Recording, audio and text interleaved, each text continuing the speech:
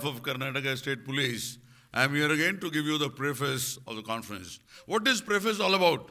I will not get into the niceties, and I thank my own organization for having given me this opportunity to talk to you. Might be I am the only non-forensic scientist who will be addressing you, and this is not the first time. I have been addressing forensic scientists at Raksha Shakti University, Gujarat Forensic Science University, and lots of other forums. I am basically a professional public speaker and a technology evangelist. And in that avatar, besides being a police officer, I come and interact with large number of people all over the country on domains I did not hear when I was young. So that is how it goes on. As could be cordless mic.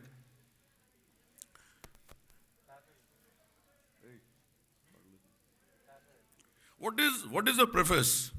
Do you have any idea what is a preface? Do you read preface? Yes. Where is it?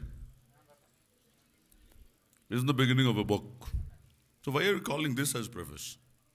Any idea? Huh? You know what you will be able to learn in next 1.5 days minus the concluding session. So you will learn till the time you reach the concluding session. And after that it is fun and frolic and photographs here and there on Facebook, on WhatsApp. By the time you reach home, the only thing you will remember is fun and frolic. You will not carry anything home. That is the fate of conferences in this country. I am a professional public speaker in the 9th year, and I certainly want to make some difference in conferencing in the country and creating some knowledge capital out of the fun and frolic which we generally do. So this is the preface to the conference.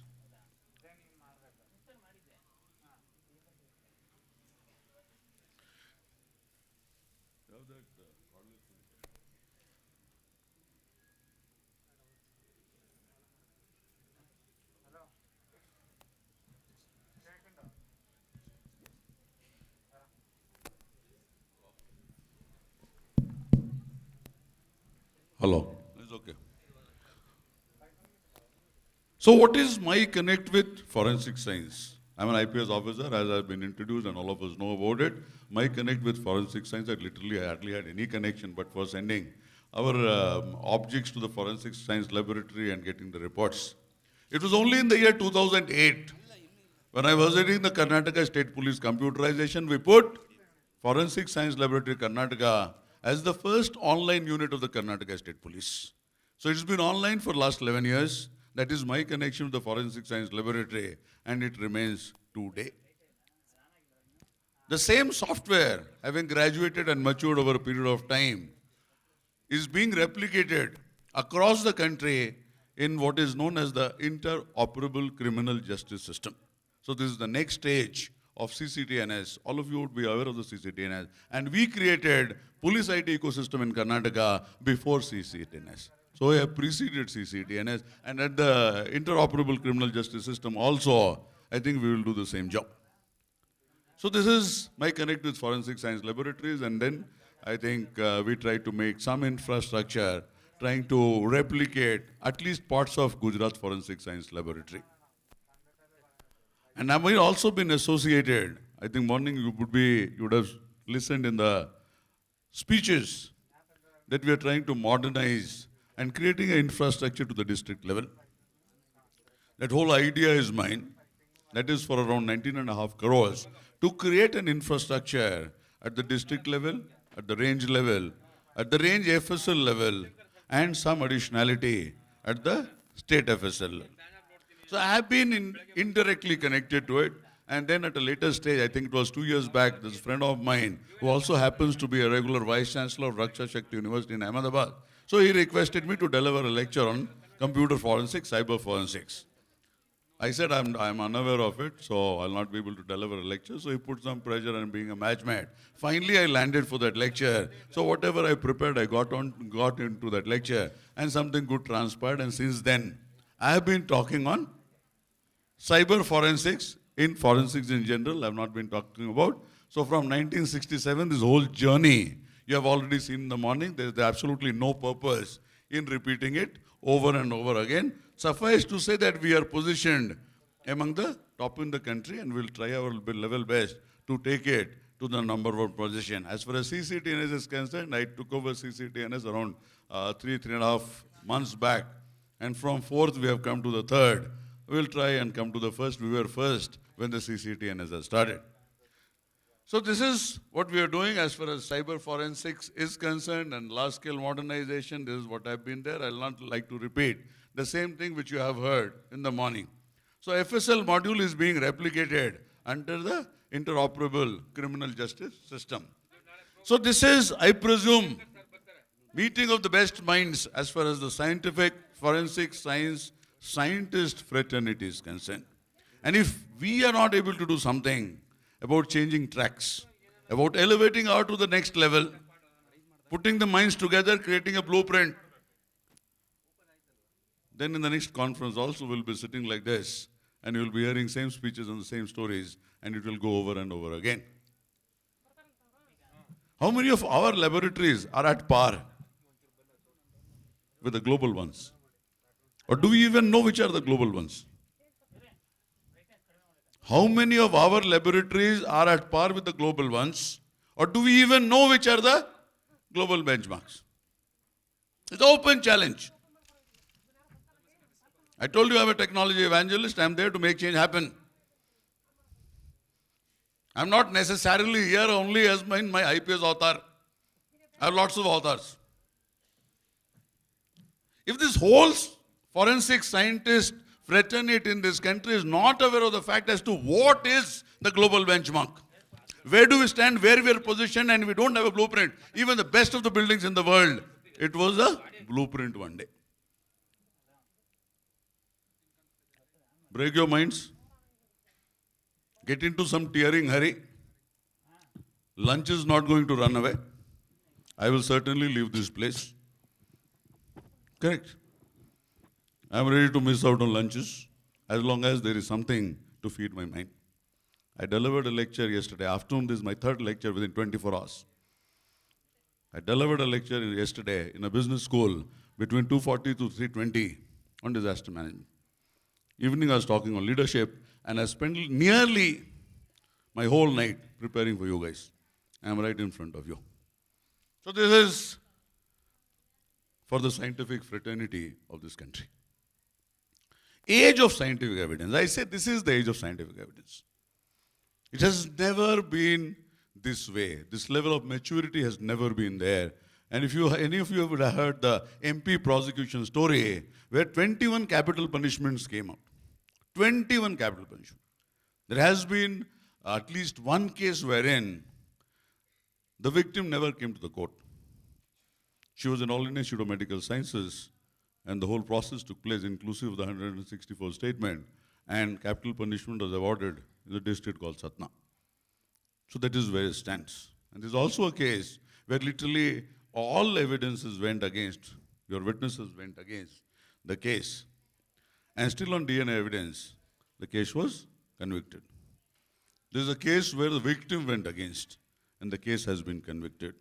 So given the general tenor of things which is happening all across the country and more so as for the women and young girls are concerned, I think it is our bounden duty to provide a nature of evidence which will propel safety and security to the next level.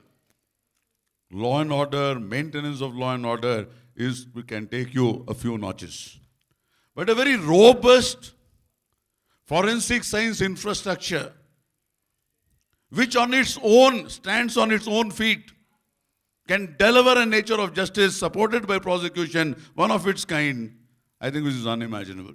I don't think even we imagine that sort of infrastructure. I go meetings after meetings. So everybody is bothered about his or her own baggage. Prosecution is like this, FSL is like this is like this, that is like that. And all combined, whatever happens, it keeps on happening. We keep attending conferences. Correct. This is the age of scientific evidence. If you are not able to do it today, you will never be able to do it. So this is the story of MP prosecution. They're trying to get some, I think, some records. In 6 hours, one conviction has happened. Another conviction has happened in 5 days. So things of that nature. And most of the capital punishments by the lower courts and the district courts, that has been upheld by High Court of Madhya Pradesh. So if you don't do it today, you'll never be able to do it. So are we siloed? Do we have closed minds? You please close the doors. I bagle band made. Okay. So let's be some quietude and get into the preface of whatever we intend to do. And let there be some sanity which should prevail on all of us, besides carrying bags and thinking about what other things but for the conference. So are we siloed? Yes or no? So we talked about the global benchmarks. We are not even aware of the fact as to which the best laboratories are, in which particular area of forensic science. Now I'm talking whether we are siloed or not. Now if I ask any of you, and you represent most of the forensic science laboratories in this country, have you ever talked to your counterpart in your neighboring state? Have you not? Very rarely it would have happened. So there is no knowledge transfer even at the individual level. Institutional knowledge transfer doesn't happen at our level also most of the time. But just because we are a part of a single service, there's the All India service called IPS, so we keep interacting amongst each other, and that is the legacy, and that is the convention, and the tradition, and the knowledge sharing which happens, at least at the individual level. The governments might not interact, as a different story altogether. That does not bring us anyway, make us poorer in our professional growth, professional understanding. And we always maintain a benchmark. If we cannot handle it for the enterprise, at least individually, we are there accountable at every point in time, at least to ourselves, whether we are growing up in service, we are growing up in a career, growing up in our knowledge. And I, for one, am a postgraduate in history. Correct. First casualty, I'm not a forensic scientist. And second casualty is that I'm a postgraduate in history. Correct. So we are siloed and we have closed minds. This silo and closed mind, is it not antithetical to being a scientist? Right or wrong? A scientist cannot have a siloed mind and he cannot have a closed mind. Knowledge prospers best when? When does knowledge prosper? There's lots of students here. When does knowledge prosper best? When it is shared. I'm an ideal example of that I've been sharing knowledge the 9th year of my professional public speaking, and the amount I have gained, I think I've certainly gained more than anybody in the audience, and I've addressed 200, 300 conferences by now. I have been the real gainer. I have become an asset to myself. That is where I am. You guys who are practicing science on a day-to-day basis, never be under the misconception that science will wait for you. Science has not waited for anybody. Technology has not waited for anybody. And we are living in an age where not only upgrading your technical skills is important, it is equally important that you know the tools which you require. How many of you, if I ask you now, can give me the latest tools in any of the forensic areas you're working? We had a professor, no, we're not running a quiz. One person, thanks. So we had a professor who used to teach us Chinese history. That guy was history himself. Even the bag he used to carry was only 30 years old. So in the very same manner, the intellectual baggage or the skills and tools which you carry with yourself, which was created some 25, 30 years back when you were students, does not hold good. I interact with large number of IITians, IIMs and all sorts of people, and people who are from engineering background, they find it extremely difficult to catch up with the times which we are in, because at that particular point in time, none of these things were being taught. They had not been born. So that being the case as it is, I think there is no question of somebody saying that I'm a BTech from this IIT and that IIT and trying to flaunt his expertise in an area which he had not even heard of. The IIT had not heard of it at that particular point in time. How many of us know about NIST? How many of us know about NIST? Confessionally, then you keep the phone down. So this is a state of affairs. Somebody is on the phone. He's saying, conference, I'm asking you to put the phone down. And he can't hear to that. So what is NIST? What is it?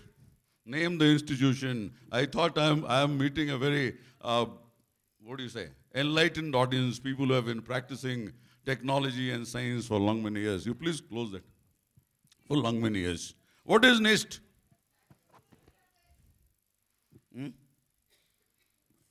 Yeah. National Institute of Science and Technology. Yeah. What does it do? It is not National Institute of Science and Technology, by the way. It's the National Institute of Standards and Technology. Yes, sir. Anyway, what does it do? It standardizes the Where is it located? Coordinates. USA. What does it do? Is that a long database? Any connection with forensic science? It's a library database, sir. It fixes the traceability. Anything else? For every instrument, there is an accountability. Anything else? Okay. How many of you have read even one document of NIST?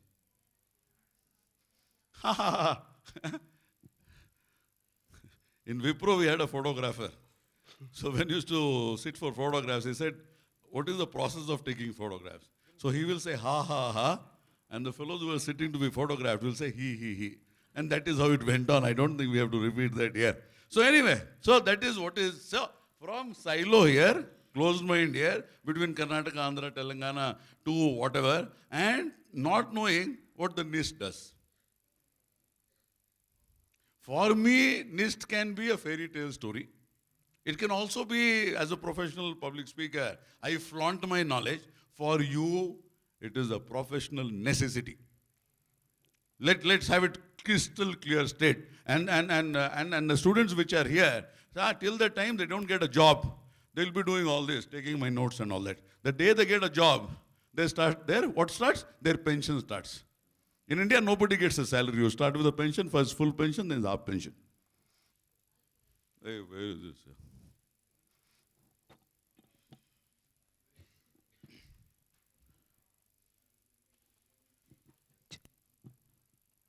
Hey, what happened? Okay, so it's time for a pause. How do we go forward? I'll come to emerging technologies, I'll come to emerging trend, I'll come to utility. Today, if I want to make a FSL, where do I go? Can you tell me one-stop shop? I want to create an FSL. Today, I want to create an FSL. Where do I go? Nowhere. Correct? Give me one resource who can help me create an FSL. Nowhere. You can tell me one place where I can get all the standards. See, forensic science is not a science in the nature you people have understood till today. You take it as a discipline. It's not a discipline. It's a merger of hundreds of disciplines. One side you have physiology, one you have criminality, and the other side you have cyber. Between the three, I think we would be dealing with nearly 60, 70 disciplines. A doctor is also a forensic scientist. Correct? Engineer is also a forensic scientist. The pathologist is also a forensic scientist. Now, I think this amalgam of skills and stuff, it doesn't happen any other place. A time to pause. What do you want to do? Where do we want to take India as far as our positioning in forensic science is concerned? 5 years down the line, 10 years down the line, 15 years down the line, 20 years down the line. And if any of your children are getting into forensic science, would you love them to be going through the same rut as you have gone through because of your own making? Don't take me otherwise. Where do we want to position? If we rank this country on forensic science capabilities today, what will be our rank? So we have no standards, no ranking, no matrix, no certification. Huh?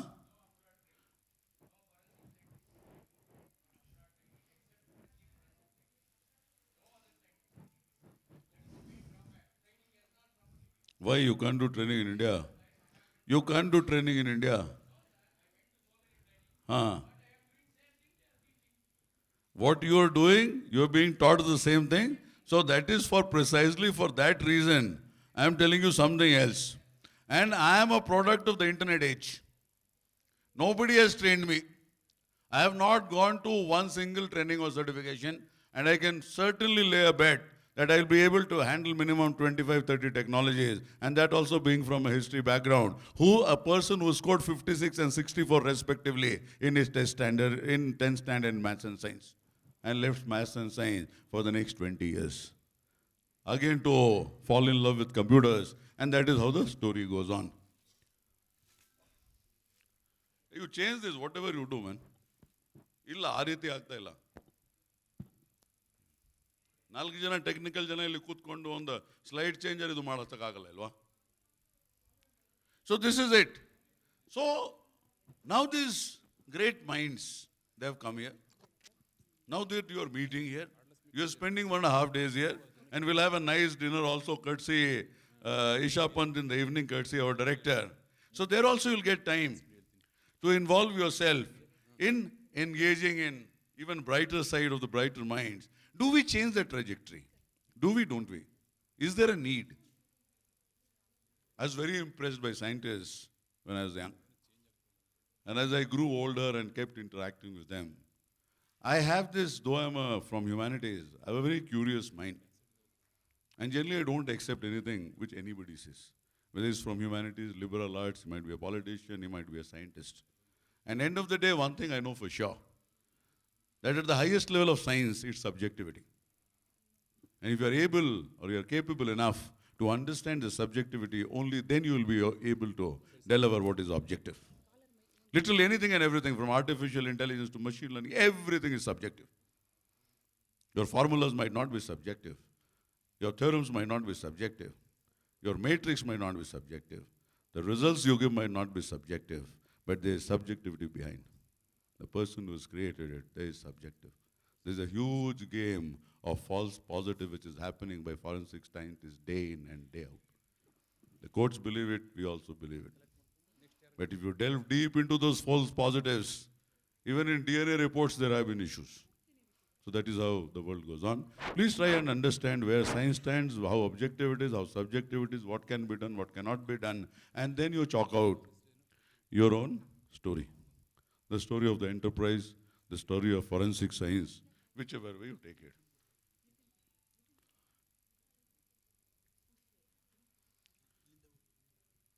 In the technology age, there is forensics in everything.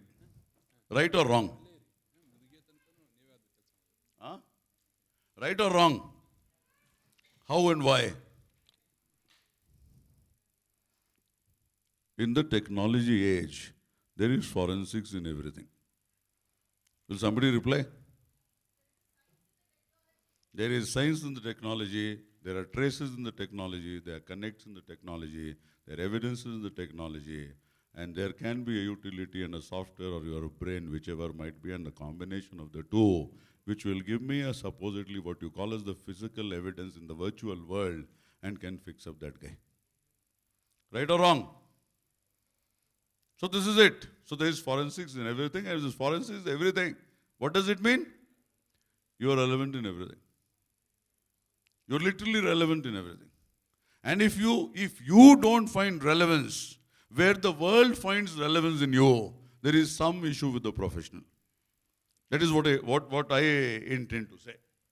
So this is the emerging trends of whatever I have been told and I have been briefed as to what this conference carries and whatever little understanding I have of the emerging technology happening all across the face of this earth. So from genetic biology to synthetic biology to genome to DNA profiling to trends in cyber forensics, IEDs, methods of neuropsychological forensic investigations, I think this is the way the world is moving. And if you try to add all the emerging technologies, creating disruption on a day-to-day basis, you have robotics, you have drones, you have 3D printing, you have IPv4 to IPv6, you name it, you have it, you have Internet of Things. Which all you will connect, in which manner you will connect, because what is going to happen tomorrow, that all your conventional crimes will only throw up digital evidence. 98% of the data which is being created today is in the digital mode. It is not in the analog mode. And if all our transactions are in the digital mode, where will the evidence come from? Where will it come from? I interact the whole day on WhatsApp and Facebook, and I transact, I do my money transfer, I do literally anything and everything on the digital mode. Where will the evidence come from? The evidence will come from the digital mode, and your competence to understand the digital evidence, which is 98% of the whole game, and to use it in a manner which it should be used for that particular case. Somebody told me I was investigating a case in Lokayukta. Lokayukta takes care of the anti-corruption cases. So they told me the service provider, he is not able to give the call details. So I said, you give me the 8 phone calls or 8 mobiles which are in question, and I will create everything for myself. The unfortunate part was that they had not seized these phones. So the only source we know and only investigation support which you provide would be through the telecom service provider. We don't know any other ways and means. The whole day you check your call history, you see missed call, this call, dished call, sleeping calls, getting up calls, good morning, everything, you know. Everybody, I think India has minimum of 65 crore experts on WhatsApp. They should be given that certificate of whatever examiner of electronic evidence for WhatsApp only to nearly around 75-80 crore Indians. So that is where we stand. Then best practices and research papers. Can I get best practices of CDR analysis anywhere? No. Can we get standards of CDR analysis? Can we give the history and growth of CDR analysis in this country or globally? So finally what happens, you have been provided with a gadget. You keep fiddling with that gadget till the time you retire. And reports keep coming out of it. I'm not very familiar with the other parts of the whole game. But as far as cyber forensics is concerned, what finally happens, you put in something and some report comes. The expert on which court relies and all of us rely, he is not in a position even to change a comma, full stop, even an empty space. And if he does that, that is tampering. Beauty. Correct. Then I can put these 21 machines in my ante-room and I can run a cyber forensic laboratory. The only thing I need is a certification from somewhere. That's nearly all. A scientist is not a radiologist. A scientist has so much of intuition, so much of knowledge, so much of connect, so much of experience, that even if technologies in the days to come, by machine learning and artificial intelligence is able to predict literally anything and everything, which you might do today, there has to be some element of innovation and creativity by which you make relevant. Because there will always be a space for human beings. But today we have this gamut of space and you're not using it. Tomorrow there will be this space of human beings. Rest will be taken over by the machines. Then what will you do? You can fight for reservations amongst us. Why you did not give me this position, that position. When machines take over, communication was taken over by email. Was India Post able to fight? When 20% of the user base of Facebook comes out of India, we don't get 1 penny in tax. Are you able to fight? When you are getting into 99% encrypted communication, which is completely antithetical to existence of nation states, what have you been able to do?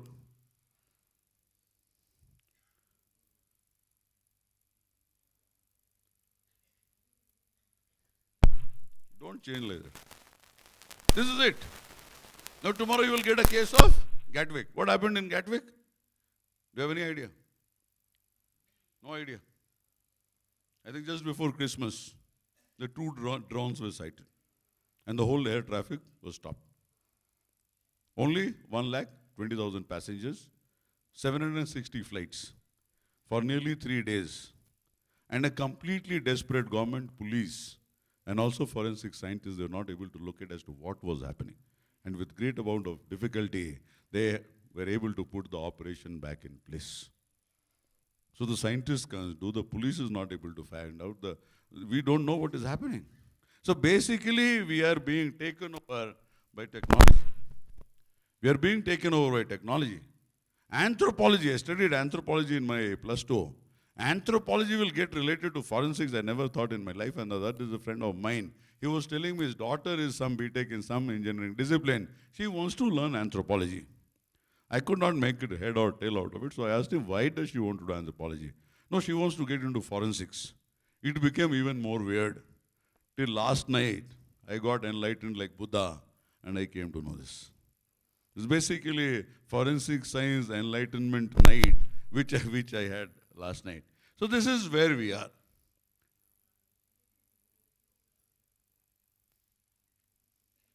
DNA. You know, all of you guys would be knowing Lalji Singh. How many of you know from Center of Molecular and Cellular Biology in Hyderabad? I think most of this DNA research in India was happening there. For the knowledge of the people who don't know, because I belong to a different vintage and a different age. So from there it started. And whosoever is the UK guy, so that fellows came in nature, and this gentleman he always said, boss, I was in the race, somehow I missed it. So from there we are coming to next generation sequencing. I think this genome project, I think first 100 genome profiles or whatever they're supposed to do, they took around 10 years and $1 billion. And now the same thing is being done for $1,000. Steve Jobs, he spent $500,000 for his complete DNA profiling or sequencing or whatever you call it, and he was able to extend his life by 5 years. So this is what forensic science can do. And forensic science being an adjunct of police, being an adjunct of law enforcement agency, I don't think science can be an adjunct of anybody. Though I'm in the law enforcement agency and I would love to have forensic scientists left, right, center of me, nonetheless I feel that no science can be adjunct to any Sarkari agency. And wherever a scientist works, whether it's DR or ISRO or in my FSL, that fellow has to stand on his own feet. He need not look at my face. I am wedded in the job for variety of reasons. But you are wedded to science. You are not wedded to a job. You will perform the same thing wherever you go. And there's neuropsychological forensic investigations. I think we can reach a stage, if it is proven correct, and if it is validated over a period of time by your experiments and lots of field trials and all that, I think lots of stuff can straight away put onto your functional MRI or whatever processes you have. And you can tell, okay, this has happened. This experience has happened. This happened for this reason. And in the days of machine learning and artificial intelligence, we don't get into the causality of it. Why it happened is an old forgotten story. There's a pattern, it is happening, it will happen. Why I'm able to address a gathering of forensic scientists, I don't know. But I keep addressing gatherings on a day-to-day basis. A large number of people of large variety of areas, so that gives me strength. So that is also a type of machine learning, and the pattern comes, the correlation comes, and that is the way I'm able to influence you. I'm confident of the fact that I'll be able to do that.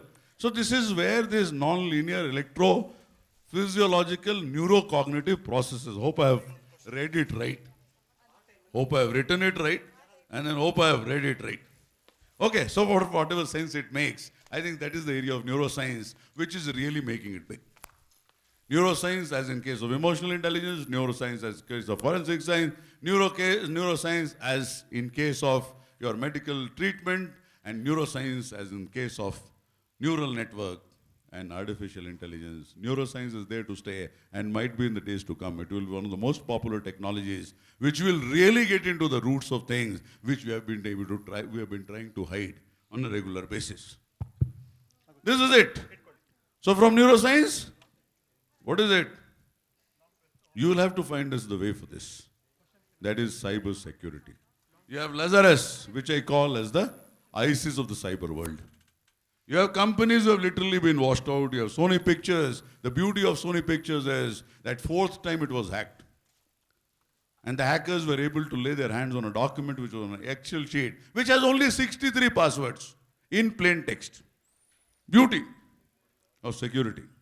So this is what happens in Sony. And for rest of the people in this world, the most popular password remains to be password, followed by 1, 2, 3, 4, 5, 6, 7. So this is what we bother about security. We'll not get into the other details of it.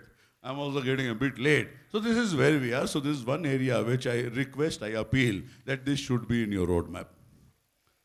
Giving forensic reports for us and for the courts, that's only one part of your story. You can become a great consultant, a great scientist, you can have a very great career after you retire. I think if you follow this line. Other day I was talking to railway signaling engineers with 40 to 50 years of experience, and I told them that if we get into all single breach and accident which has happened in the Indian Railways for the last 70 years, I think we will be able to throw up insights which best of the signaling engineers would not have imagined. What happens in the US is the best medical solution is not provided by a doctor, it's provided by whom? It's provided by a data scientist.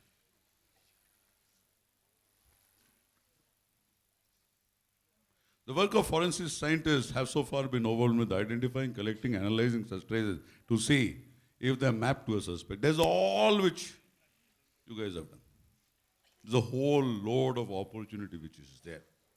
Your expertise, I think, is required the most by all of us at the present juncture. This is what you are supposed to do. But this is generally not allowed by us, generally not allowed by the ecosystem. You also become another Sarkari Babu, and you keep churning out reports. Then you have pendency, then you have this many carried over, that many not carried over, and that is how your performance is basically evaluated. Creating preventive digital forensic systems to proactively resolve computer security incidents in organizations. Now, how many of us are familiar with incident response in the cyber world? Are we not? Correct. How many of you are interested in getting into things which is actually fanning out, which is actually unfolding, which is actually giving you insights? And whatever you finally get into the post-mortem of it, whatever physical evidence you get into, I think if you get into the pre-part of it, your understanding of the whole thing will be much better. Because if you have dealt with live systems, you're dealing with dead systems or systems which will throw up evidence. I think that will increase in a great manner. Preventive cyber forensics will rule the world. So this is the approach. This is the approach given by, I think, NIST also. National Institute of Standards and Technology in the US. Suffice to say, if you don't know what NIST is, I'll tell you one more thing, that all standards of National Security Agency and all other agencies of government of United States, through NIST it is legalized and it is pushed on to the rest of the world. And that is how encryption technologies have happened. When we have very high level of encryption technology, there was a back door left. And that back door, keep it, I've seen. Keep it there, I've seen. So there is a back door, there is a back door which is there. And that is what is creating problems all the while. So you have a huge amount of data. See, forensic science analysis and result data is one of its kind data. Everything is authenticated. Everything has gone through the legal process. It is one of those big chunks of data which is lying in a data tomb. It has to be unfolded, unraveled. Big data tools have to be used. And tomorrow, that same data will tell you, so these are the possibilities. And what you are thinking of through your naked eye, or whatever some report you are saying, might be that is not the right thing.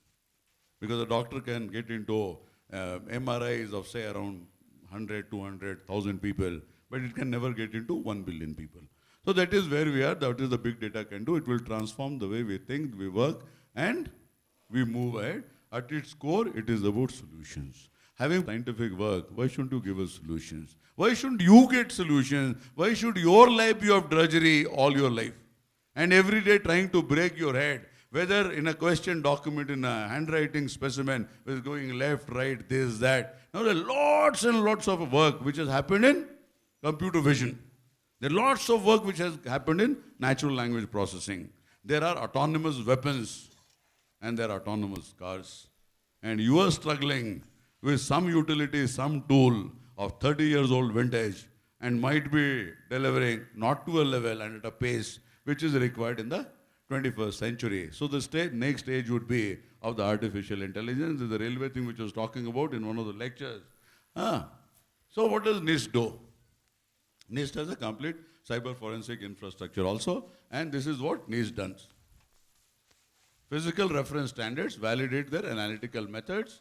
Next is on the policy level, accreditation requirement for forensic science service providers. And thirdly, standards and guidelines for a broad array of forensic disciplines. If we have this, any discipline will prosper. If you don't have this, no discipline will prosper. This is the rampant jungle of the IT. You just don't know what standards are there, who is following those standards. There are no certification mechanism. I don't think anybody in this world has ever audited the complete digital data life cycle of Facebook. So there is no regulatory agency, there is no auditor, there is no forensic scientist. It's not like Iraq. Oh, chemical weapons, you do this. International Atomic Energy Agency inspectors will go. But with Facebook is a different story, with Google is another different story, and with every single IT giant, the story and the defenses will keep changing. One thing which I have keen faith, love and affection and passion is that I expect my forensic scientists to be at my side wherever I conduct investigation. Because once the investigation over, the way I do my collection and the way you do your investigation, I'm talking about the investigation, forensic investigation, I think both those things don't match. Because yours is a completely scientific way of doing it, and that is what the machine will allow. You can't change. You can't change your standard operating procedure, you can't change your software tool, you can't change your gadget, and unfortunately most of these gadgets are not made in this country, inclusive of software tools, so you have to fall back on somebody who has not been able to customize, and you have not been able to request them to customize whatever should be for this particular country. Even for some chairs of some, some vehicles. So that is agronomically made. Very fine, I sit on the chair and I have some problems. Why? Because their minimum height is 5'8" and I'm 5'7". Nothing works. It's basically meant for people who are 5'10", 5'11", 5'12", whatever the case might be. And this is just as a way of passing. So this is where we are as far as cyber forensics is concerned. And it's not a very pleasant story. If you have a cyber case, you go straight away and you seize all the servers and come. There's a burglary in a house and you get all his property and come back and seal the house also. And then don't allow him to go for his business or work. This is the nature of job we do. We literally don't know what we are doing, and then it comes in our whatever malkhana or whatever, and there it is kept as if it is another physical object. So this is the chain of custody, tackling pendency. Tackling pendency is one thing which you have been reputed of. Whether it's judiciary, whether it's your places, whether our places, pendency, pendency, pendency, and pendency. I think technology has provided solutions to everything. And you being in the technology field, why that solution is not coming through, I have absolutely no idea. As a matter of an example, I put this rapid DNA instrument. This is what Honorable Chief Minister was talking in the morning. We have a police IT system on which this thing runs. But I think this is the most specialized system. How we can get it, how we train people, how we put the whole process, how we validate, how we make it happen, and how we are in a position to integrate literally anything and everything on this field. Replicating successful models. This is the Gujarat Forensic Science University. And not only the work what they're doing is something worth complimenting, it's also the business model. They generate revenue for their existence and have a good amount of corpus fund. Nothing will exist tomorrow if you don't have a business model. Whether we do business or we don't do business, there has to be a business model. Money has to come, money has to go. Even for charity, money has to come. So this is where it is. This is the challenges which we face in the days to come. And if you're not familiar with the technologies and these forensic science laboratories are not familiar with this, life will be extremely difficult. What I suggest, let's have a forensic science innovation hub, a knowledge sharing portal to start with, and creation and sharing of databases. As far as the digital ecosystem is concerned, databases have been created for the last 10, 20 years. This is the time when it is fructification. This is the time to harvest. This is the time to get the results. This is the time when we integrate the CCTNS, we integrate prosecution, we integrate remand homes, we integrate prisons, we integrate courts. I think the nature of insights and nature of ease and comfort which we will get, I don't think any of us would have imagined. So there's a functional forensic science ecosystem which has to evolve in this country, and that ecosystem will start with your educational courses, training skills, opportunities, career growth, infrastructure, all the systems which are there in the US. Try and replicate it or any other place which you are convinced of, and that is the way forward. So this has been the preface for this conference. Future is what we make it out to be. And I presume after this small lecture, we can make it happen. Thank you.